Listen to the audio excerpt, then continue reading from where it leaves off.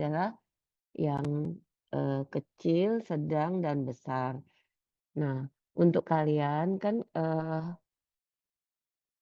kalau untuk, dokter umum ya, jadi kalian hanya, dari anamnesis dengan pemeriksaan fisik saja. Nah, sedangkan untuk konfirmasi diagnosisnya memang dari ekokardiografi. Jadi kalian sebenarnya cukup, tahu pasien ini adalah, dari berat badan sulit naik, kemudian, adanya, sering infeksi saluran pernafasan berulang, kemudian adanya berhenti menyusu ya. Jadi kita curiga pasien ini adalah gagal jantung sebenarnya dulu ya. Nah, kemudian, ada riwayat, pasien ini adalah preterm, prematur. Nah, 40%, bayi yang lahir dari prematur itu, dengan penyakit jantung bawaan yaitu PDA pada awal-awal kehidupan. Tapi itu bisa saja, sementara. Jadi, eee, pada waktu tekanan parunya sudah mulai turun, misalnya pada 3 bulan pertama, itu masih bisa kemungkinan PDA-nya itu menutup. Nah, kemudian pada pemeriksaan fisik yang ditemukan adalah adanya khasnya pada PDA adalah adanya bising kontinu, yaitu, bising yang terjadi selama fase sistolik dengan diastolik. Jadi kalau untuk bising sistolik kita itu akan, mengetahuinya dengan meraba nadi. Kalau diastolik, bising yang terdengar pada saat, nadinya tidak diraba. Nah, sedangkan kontinu adalah bising yang terdengar selama fase sistolik dan diastolik. Kemudian adanya bounding pulse atau pulsus seller. Jadi di mana tekanan, di mana, eee terdapat perbedaan tekanan yang, signifikan pada sistolik dengan diastoliknya. Jadi misalnya nih, eee, tekanan darahnya sistoliknya itu adalah 100, kemudian diastoliknya pada PDA itu bisa kadang-kadang bisa sampai 0 loh. Atau misalnya dianggap 30, berarti 100 dikurang 30 itu kan 70. Nah, itu lebih besar daripada, diastoliknya, itu yang disebut dengan tekanan, darah yang lebar. Kalau di dalam bentuk, pemeriksaan nadi itu digambarkan dengan adanya bounding pulse atau pulsus seller. Kemudian, nah sebenarnya untuk mengetahui besar dan kecilnya tadi sudah ada temennya yang mengatakan berdasarkan KPKS. Nah, KPKS itu adalah aliran ke paru dibandingkan dengan aliran ke sistemik, ya. Jadi kalau KPKS-nya itu, kurang dari, 1,5, itu dianggap, eee, kecil. Kalau antara 1,5 sampai 2 itu dianggap besar, lebih dari 2 atau 2,1 ke atas itu dianggap besar. Tapi itu hanya bisa, dari pemeriksaan, dengan ekokardiografi bisa, dan juga yang paling jelasnya adalah dengan pemeriksaan dengan, tindakan kateterisasi. Jadi itu bisa diukur, di mana aliran ke pulmonalnya jadi intinya aliran ke pulmonalnya lebih lebih tinggi daripada ke sistemiknya itu dianggap, yang besar. Atau juga bisa kalau dari ekokardiografi berdasarkan ukuran dari diameter aorta. Jadi, untuk PDA itu kita kan melakukan, ekokardiografi dengan namanya pandangannya short axis, high,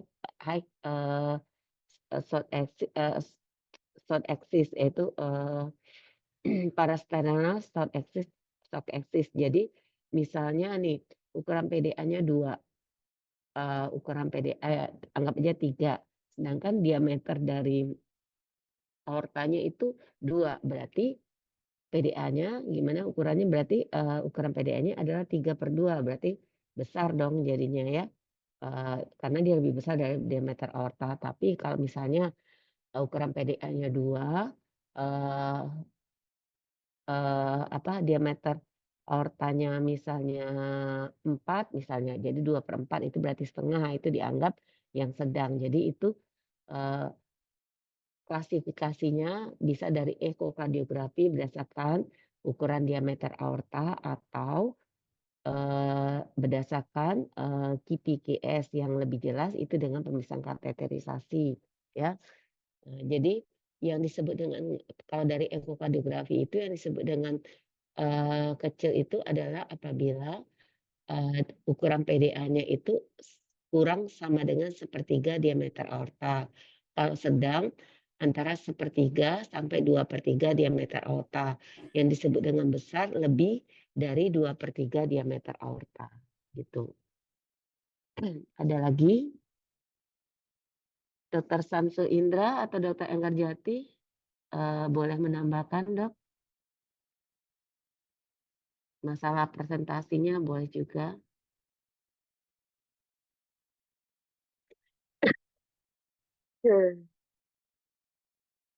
Ada lagi pertanyaannya? Nah, kalau tidak ada, ya jadi gini, tadi, mmm, ada kelompok mana ya tadi ya? Saya, kurang ini, kurang ingat ya. Jadi yang disebut dengan PDA itu adalah terdapat, saluran yang terbuka antara aorta dengan arteri pulmonalis. Jadi normalnya intrauterin itu PDA itu harus tetap terbuka, justru harus terbuka, kalau nggak terbuka mungkin meninggal bayinya. Jadi, sirkulasi intrauterin itu, sebelum kelahiran itu ada 3 yang tetap terbuka, yaitu foramen ovale, ligamen, PDA dengan, ini, mmm, apa tadi ya? Ya, foramen ovale, PDA dengan, ductus venosus, ya, ductus venosus itu antara, plasenta dengan umbilikal ya, jadi itu yang terbuka. Nah, begitu lahir, pada waktu tali pusat dipotong, itu semuanya udah tertutup. Tetapi pada, biasanya kalau ductus venosus sudah tertutup jadinya. Kemudian, foramen ovale masih bisa dia terbuka, tapi dia nggak bikin masalah ya, karena hanya ukurannya kecil antara atrium kiri dengan atrium kanan yang tekanannya tidak berbeda signifikan. Nah, yang bermasalah adalah karena adanya PDA. Jadi mungkin pada 2 hari kehidupan PDA-nya masih terbuka itu masih bisa normal. Karena apa? Karena tekanan parunya masih tinggi. Jadi secara anatomi itu, ductus arteriosus itu masih bisa menutup pada, eee 3 minggu sampai 3 bulan pertama kehidupan. Tapi kalau biasanya sudah 3 bulan, dia tidak menutup, mungkin dia akan permanen. Nah, kenapa dia tidak menutup yang harusnya dia menutup? Pertama karena prematuritas ya. Jadi karena prematuritas, karena, prostaglandin itu disekresikan atau di paru-paru, sedangkan paru-parunya belum matang. Itu menyebabnya kenapa, eee PDA itu sering terjadi pada bayi yang prematur ya. Nah, kalau pada bayi prematur itu bisa tata laksananya medikamentosa, asal cepat ketahuan ya, yaitu dengan pemberian pertama adalah, parasetamol dengan dosisnya 15 miligram per kilogram berat badan selama 4 kali, kali per kali ya, atau juga ibuprofen, eee hari pertama itu 10 miligram, hari kedua 5 miligram, hari ketiga, 5 miligram per kilogram berat badan. Nah, itu bisa kita berikan maksimal selama, eee, 3 siklus gitu. Nah, kalau seandainya setelah 3 siklus masih belum juga menutup, kita akan, lihat lagi pada, umur 1 bulan. Kemudian kalau masih juga kita lihat sama pada saat umur 3 bulan. Nah, kalau 3 bulan itu masih juga terbuka, itu kemungkinan dia akan permanen. Nah, untuk permanen tata laksananya ada 2, yaitu dengan transkateter PDA konsul atau ligasi dengan ligasi PDA. Nah, cuma tidak semua bisa dilakukan transkateter PDA postur ya, yang kita lebih sebenarnya, resikonya lebih kecil dengan transkateter PDA postur karena tidak memerlukan operasi dan tidak di ruangan OK ya. Nah, Tetapi tidak semuanya bisa dilakukan transplantasia peda postur, terutama pada bayinya yang kecil ya. Kalau bayi kecil itu kalau dan ukuran PDA-nya besar, kita akan memasukkan, namanya sheath yang ukuran besar sekali, nanti bisa yang ditakutkan bisa ruptur pembuluh darahnya. Itu kenapa kalau untuk bayi yang kecil, itu sebaiknya kita, eee, lakukan dengan ligasi PDA. Kemudian itu tata laksananya. Nah, komplikasinya bagaimana kalau tidak dilakukan tata laksana yang optimal? Pertama ya tadi adalah gejala gagal jantung seperti pada pasien ini. Kemudian bisa terjadi infektif endokarditis karena tadi ada celah kan di jantungnya. Nah, celah di jantung itu kalau seandainya ada infeksi pada gigi, itu akan menyebabkan vokal infeksi ataupun di entry untuk terjadinya infektif endokarditis. Terdapat itu vegetasi biasanya di muara PDA-nya. Kalau udah seperti itu, ya klinisnya anaknya akan demam, kemudian berat badannya juga akan turun drastis ya, sesak nafas. Kalau itu kita memang harus lakukan tindakan evakuasi vegetasinya, yaitu dengan operasi. Malah itu harus dengan bypass karena kita akan me mengevakuasi dari vegetasinya. Kemudian lagi tadi ya, nah atau bisa juga terjadi, kalau tidak dilakukan tindakan, ya tadi gagal jantung, infeksi endokarditis, nah yang mungkin terjadinya hipertensi pulmoner, tekanan parunya yang tinggi. Kenapa? Kan tadi darah akan mengalir terus dari aorta ke melalui ductus arteriosus ke PDA, sehingga volume di arteri pulmonalis menjadi lebih tinggi. Karena volumenya menjadi tinggi, dia akan mengakibatkan tekanan arteri pulmonalisnya juga menjadi tinggi, sehingga aliran yang tadinya dari aorta ke arteri pulmonalis bisa berbalik justru dari arteri pulmonalis ke aorta. Yang kita tahu kan darah selalu mengalir dari yang bertekanan tinggi ke bertekanan rendah. Kalau misalnya sudah terjadi aliran dari kanan ke kiri, yaitu dari arteri pulmonalis ke dalam ke aorta, itu bisa terjadi, istilahnya yang disebut Eisenmenger. Jadi dia sebenarnya PDA ini adalah penyakit jantung bawaan yang tidak biru asianotik, tetapi karena sudah terjadi Eisenmenger syndrome, dia klinisnya bisa menjadi biru. Nah, kalau udah seperti itu, sudah terlambat, jadi kita tidak bisa melakukan tindakan apa-apa, kecuali tindakan paliatif, kayak gitu. Kemudian apalagi ya,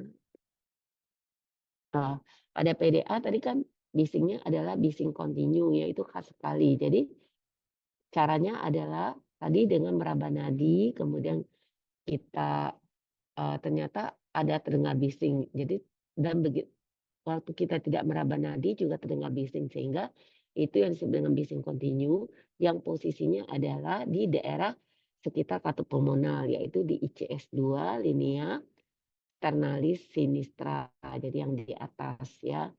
Dan bisa kalau dia pada anak besar dia bisa menjalar sampai ke punggung.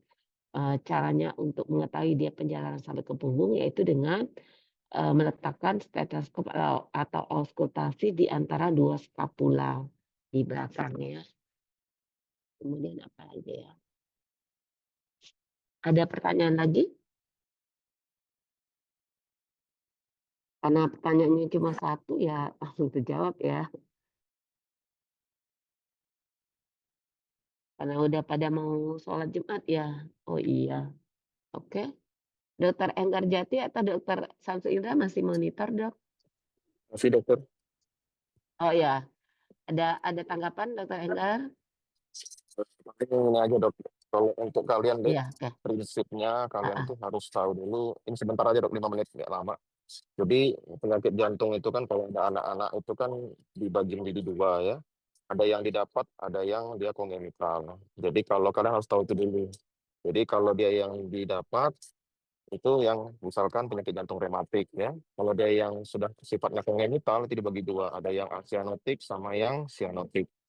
Kalau sianotik contohnya apa? Misalkan dia apa namanya tuh bisa CVSD, kemudian dia bisa juga apa namanya yang ada 4 itu. Kalau kalian ingat ya, yang ada RVH, yang ada apa, stenosis pulmonal, kemudian ada POF PSD, POF ya, POF, mhm. kemudian dia ada juga yang astenotik, contohnya APDA, PSD, sama ASD.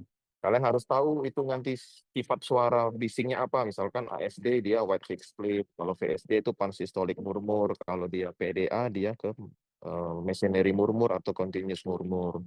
Kemudian itu yang pertama. Kemudian kalian harus tahu dulu membedakan itu. Kemudian yang kedua, kalian ilmu praktisnya harus tahu furosemid. Misalnya nih ngasih obat furosemid. Kan nanti kan di ujian kompetensi UKM PPD kan nanti misalkan ngeresepin obat. Nah, kalian harus tahu furosemid. Furosemid itu TDN-nya berapa? Furosemid itu kan 10 miligram dalam 1 mili. Itu kan dalam satu ampul kan ada 2 miligram. Berarti dia mengandung 20 mili. Coba saya tanya, pasien ini beratnya berapa? Yang anak-anak. Salah satu ngomong. Oh, iya, Mbak. Ya, aku ngambil contoh aja lah. Misalkan beratnya 10 ya. Misalkan kalian mau ngambil dosis pakai dosis 1 misalnya. Berarti kan yang kalian kasih kan 10 miligram. Nah, berarti caranya kan dalam 1 mili kan 10 miligram, berarti kalian tinggal anggap saja yang kalian butuhkan tuh X. Jadi nanti dikali silang. Jadi 10 sama dengan 10 apa? 10 sama dengan 1. Makanya dia butuhnya 10 sama dengan 10X. Nah, berarti X-nya itu adalah 10 bagi 10, berarti cukup 1 mili. Misalkan beratnya 20 kilo misalnya. Atau kita yang agak lebih sulit, misalkan beratnya 30 kilo. Berarti kan 30, ya enggak? Kan 1 mili setara dengan 10. Berarti kalau misalkan kalian butuh 30 miligram berapa? Berarti 30 dibagi 10. Berarti 3 mili. Berarti butuh sekitar 2 ampul. Nah, itu yang kayak gitu kalian harus tahu deh sediaan nanti. Kalian nanti waktu mau koas kalian tahu. Ya. Kayak misalkan kaptopril 1 tablet berapa? Itu 25 miligram. Ya. Jadi harus tahu yang begitu. Itu aja kayaknya Dokter Yosi yang praktis-praktis aja kalau dari saya. Iya, benar Dokter Enggar. Jadi kalau untuk adik-adik yang seperti kata Dokter Enggar tadi, kita harus, memantapkan anamnesis dengan pemeriksaan fisik ya. Nanti dulu pemeriksaan penunjang, jadi kalian nggak usah mikirin ekokardiografi dulu. Nah, yang kalian pikirkan adalah kapan kalian harus mengkonsulkan ke kita, kapan tidak, gitu loh. Nah, kemudian juga ya dosis ya sebenarnya kalau memang udah klinis ada gagal jantung di daerah, daripada pasiennya dibawa ngunjuk-ngunjuk ke sini ya diobati dulu nggak apa-apa, kayak gitu. Kita, karena untuk gagal jantung kalau yang ringan kan kompetensi kalian bisa sampai 4 ya, untuk ringan, untuk yang nanti setelah itu baru dirujuk begitu. Kemudian juga harus tahu dosis ya, kan, yang sederhana aja kan biasanya kalau kita kan cuma pakai furosemid, captopril gitu. Nah begitu, eee, pasiennya sudah mau dirujuk atau pasien sudah stabil baru dirujuk untuk konfirmasi ekokardiografi begitu. Jadi kalau pasiennya nggak stabil jangan dirujuk dulu, kayak gitu. Dan bagaimana cara penanganan spel, yang pokoknya sederhana ya Dokter Enggar ya, yang kalian temukan nanti di daerah begitu. Oke, ada lagi? Mungkin pada udah mau sholat ya. Oke, kalau tidak ada, saya rasa semua sudah bagus ya. Mungkin aplaus ya untuk semua kelompok ya, alfa, beta, gamma. Oke. Semoga nanti ujian OSCE-nya lancar ya. Oke. Ya, tutup aja, Lisa. Oke, baik. Terima kasih kepada Dr. Denny Salvera Ayosi, spesialis anak konsultan, magister kesehatan, dan Dr. Enggra Jati Moses, HTSI spesialis anak, atas tanggapannya. Tentunya feedback dari dokter akan menjadi bahan telah kami untuk kedepannya. Dan juga terima kasih kepada Dr. Syamsu Indra, spesialis penyakit dalam, konsultan kardiovaskular, finasi magister, administrasi rumah sakit PHD. Oke, baik. Dengan berakhirnya sesi tadi, maka berakhir pula pleno kita pada hari ini. Terima kasih kepada dokter yang telah berkenan hadir sebagai expert, dan juga terima kasih kepada teman-teman yang sudah berpresentasi dan berpartisipasi aktif dalam pleno kali ini. Baik, saya tutup. Selamat siang. Wassalamualaikum warahmatullahi wabarakatuh.